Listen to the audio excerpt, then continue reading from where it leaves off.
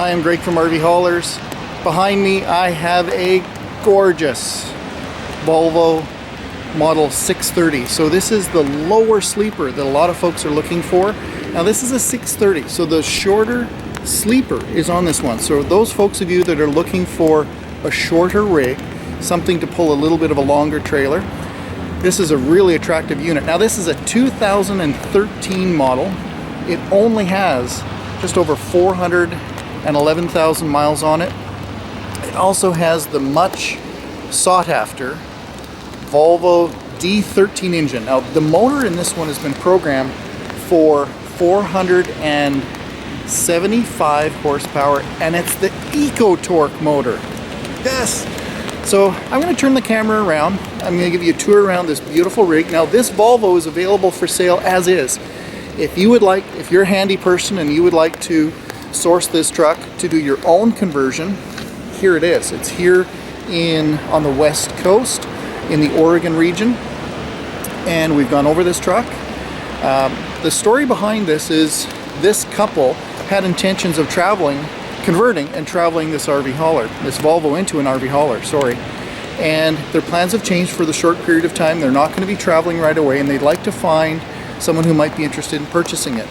So, okay, now I'll turn the camera around and I'm going to give you a very slow tour around this 630 and show you what's available for sale. It can be bought as is, or we're ready to convert it for your custom needs.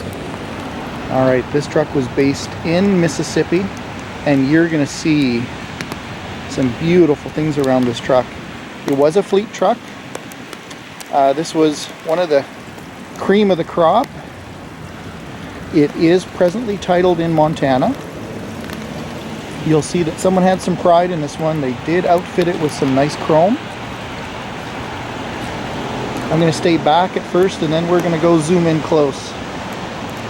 So this 630 does not have, I want to point out, it does not have the lower fairings. So it's got this beautiful polished aluminum and chrome look. So what would go really well, I think, is more of the flatbed design with black toolboxes in there. If you're thinking about a smart car bed or an ATV bed. Wow, sharp looking truck. Now we're going to zoom in on the frame here in a moment. You're going to see that this thing it looks like new. I don't think I've had a frame that looks this good. So it does have super singles on it. If that's something you're not enamored with, if you'd like to change that out to dualies, we can do that for you as well. You'll see that the steer tires are new as well. And hey, just to show you, I can't pass it up. I've got to show you this. That's an aluminum Holland. That's an Alcoa Holland head, fifth wheel head. Isn't that amazing? Somebody spent money on this truck.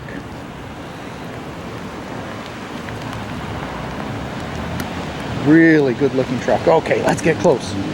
So we've got really nice Continental super singles on the rear. These are new. Okay, now here's the frame. Sorry about the rain, but check it out. Nothing. That's a little bit of dust in there. Beautiful. And this has not, like, it's not like it's been sanded or sandblasted and painted. This is the way that it came from the factory. So I've looked all the way up underneath this frame, all the way up underneath the sleeper, and that's the way it looks. Pretty neat. Back of the sleeper, no rock chips, nothing. Zilch. Zero to report. It looks perfect. I have to say the cherry red color is really nice.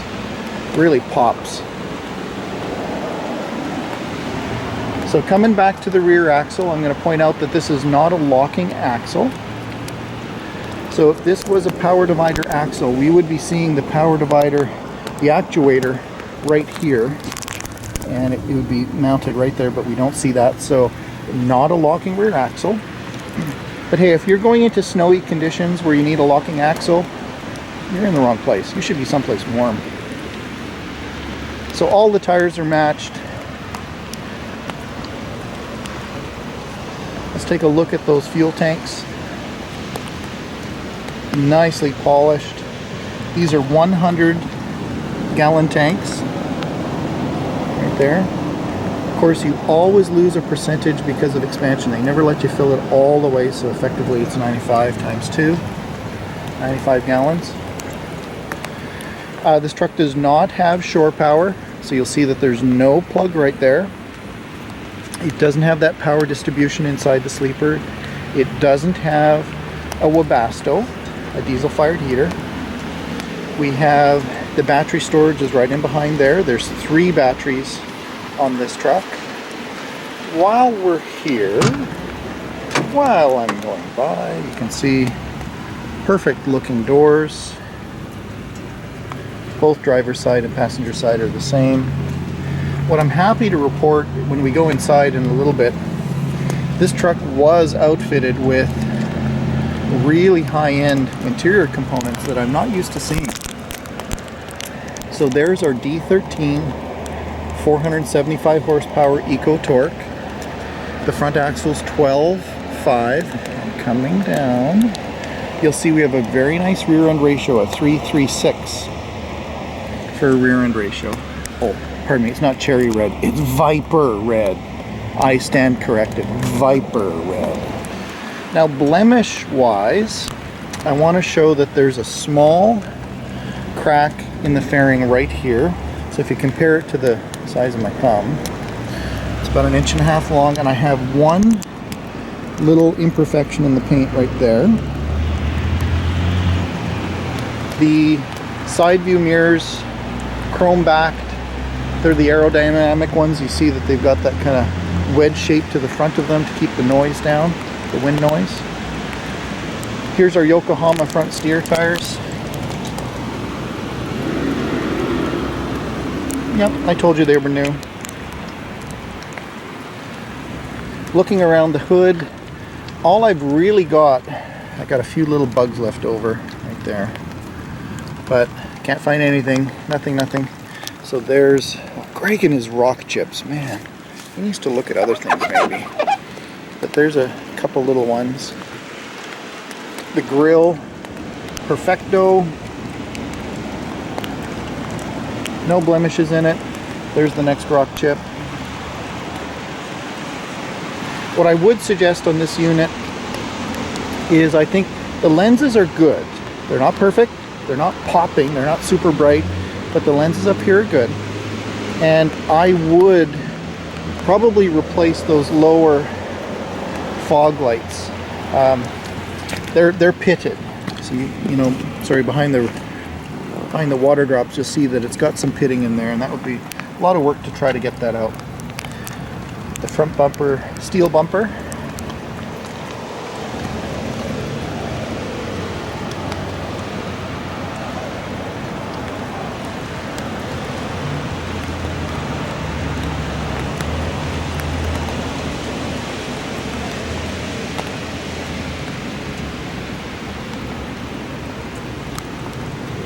No issues to show on this side of the truck at all.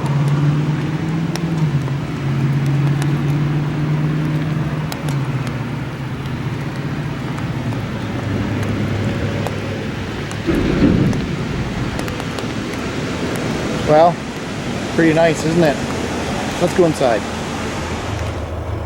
And here we are inside. The driver's seat is better than average. I have very little wrinkling or issues to report with the driver's seat.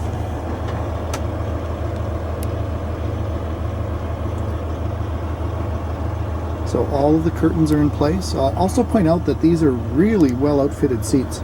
They have the armrests on both sides, which is not all that common. I believe this color, they call this one the ivory. So our curtains are in place, and I'll zoom in on, you know, one of the things that I look at often is I'm looking at, you know, fingerprints and, you know, in locations where a person's hand is always located, you know, on the, around here, I'm looking for dirt, and it's pristine, really nice. So let's come down to the steering wheel. I find that if somebody has dirty hands, that the steering wheel gets worn quite quickly, and you can see even up close we still have all of the stippling around the steering wheel, very little wear.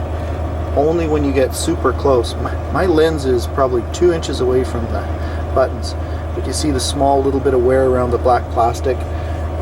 That's just where the driver's hands have been resting, as their hands will tend to rest here and rest on top of that button. So here's our confirmation of the mileage at 411.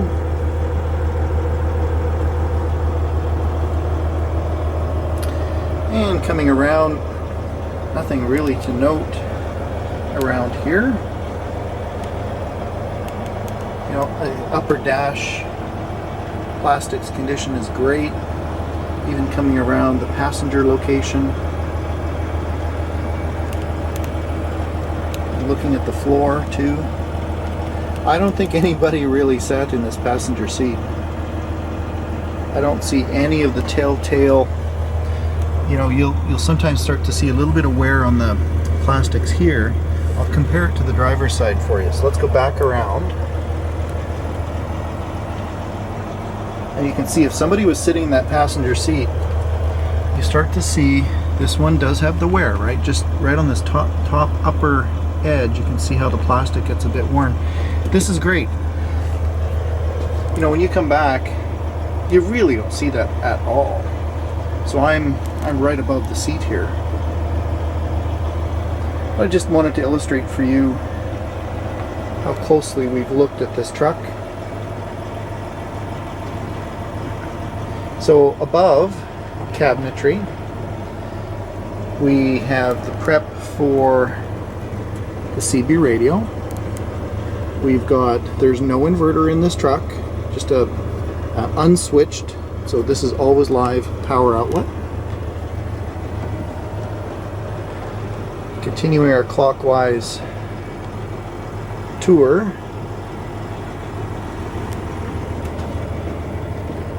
There's our clothes cabinet.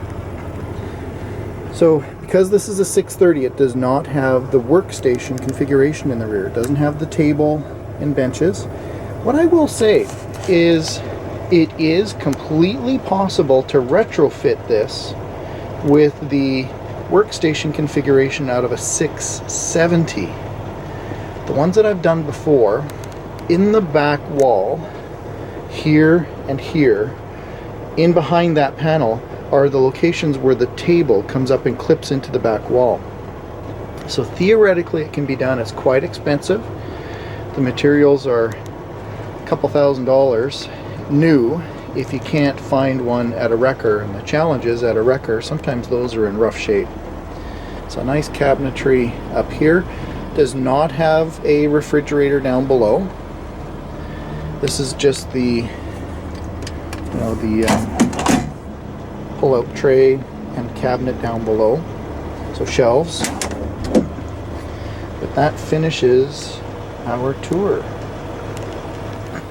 So I'm Greg from RVHaulers, and as I said, this Volvo, a customer was searching for this one particularly for quite some time, located it, and their plans have changed. The intention was to have this Volvo converted to a single rear axle, carry a smart car, and pull a full timing quality trailer. But their work plans have changed. They're not going to be full timing for a period of time, and they'd like to find a new home for him. He's available for sale as is.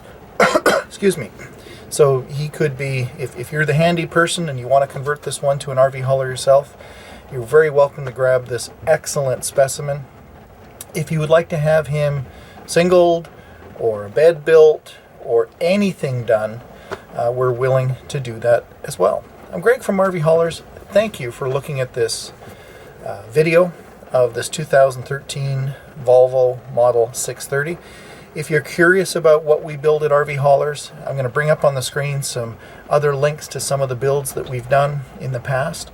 And I really appreciate your time. Hey, if you like what we're doing, please give us a thumbs up as well. There's a subscribe button here in YouTube that you can click on, and you can get an alert when we produce some other videos about our next projects. I thank you for watching, and please give us a thumbs up and subscribe.